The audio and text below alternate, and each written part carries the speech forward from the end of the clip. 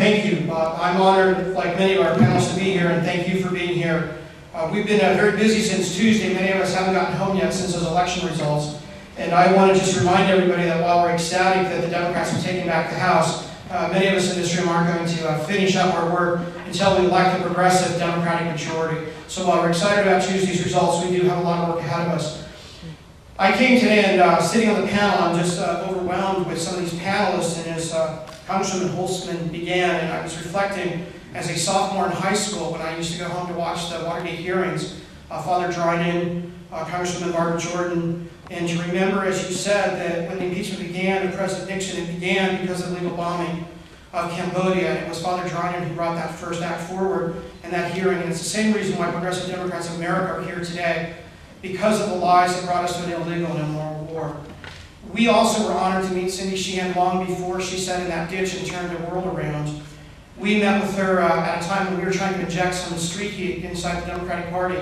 As Bob said, we believe as progressive Democrats that we have to link all of the street action, the street heat that's out there inside our party.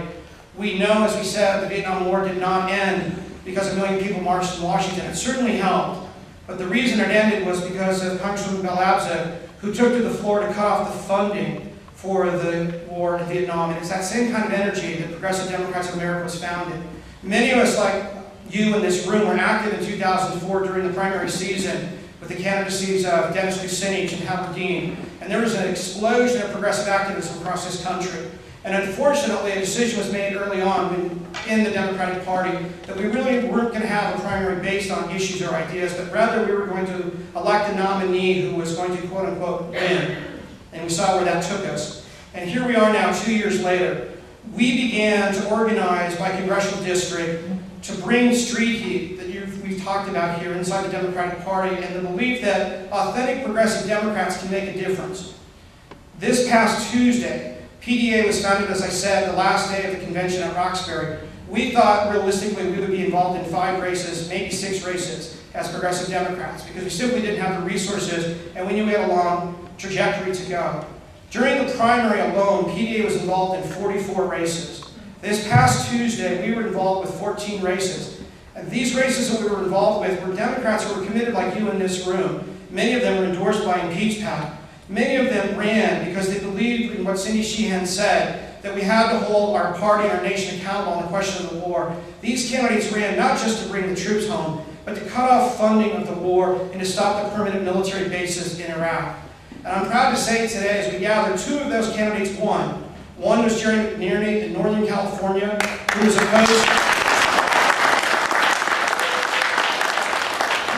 by the Democratic machine, and Rahm Emanuel, who many people today is the poster person for the Democratic Party.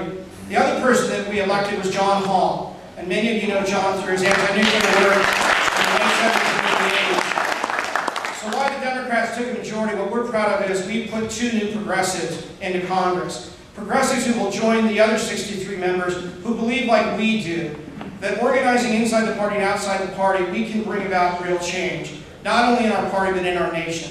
That same spirit led to when we met Cindy and talked to her about the Downing Street Minutes.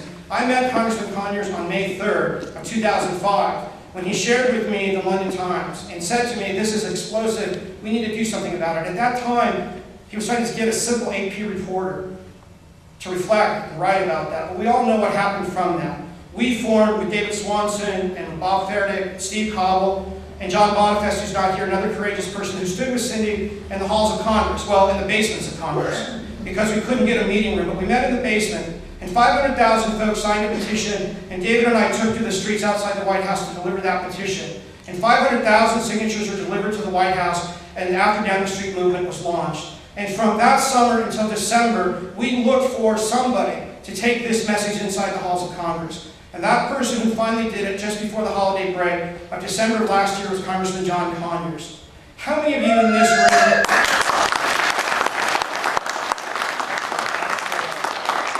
And Congressman Conyers took about the work of 635, which was to bring about the Select Committee. At that time, we wanted impeachment, but we knew the political landscape and the realities. We got what we called censure of the President and Vice President. Congressman Conyers was courageous to move forward with that effort. And now here we are from December to today. Nancy Pelosi has theoretically, or quote-unquote, taken impeachment off the table, but the street heat will keep it in the room. And our job will be to make sure that when we set the table, when the new Congress goes back, that they understand that impeachment will be center stage. How do we do that? That's what I want to talk about for my last 3 minutes. As David said, we're going to generate a lot of street heat on December 10th. But between now and December 10th, I want to ask everybody in this room, how many of you would be willing on Monday to call your congressional member, to put together a little delegation, to share with your congress member, not to go in and talk about, God forbid, impeachment that's been taken off the table, but simply to sit down with your congressman and talk about oversight, to talk about accountability. How many of you would be willing to go in the coming weeks to meet with your congress member and simply talk to them about assuming the role of a congress member to begin the work of oversight and accountability? That's the first step everybody in this room needs to take. And then you need to call your brother and your sister and your best friend, and they need to make that appointment. And then you need to go online to pdamerica.org. And if you don't remember that, I don't have a book to sell, but I do have a sticker to hustle. So if you go to pdamerica.org and you put this sticker on your car to remind you to do that, you'll hook up with activists across the country. Within the framework of Progressive Democrats in America tonight, we have 137 chapters, 76 folks like you who are congressional district liaisons.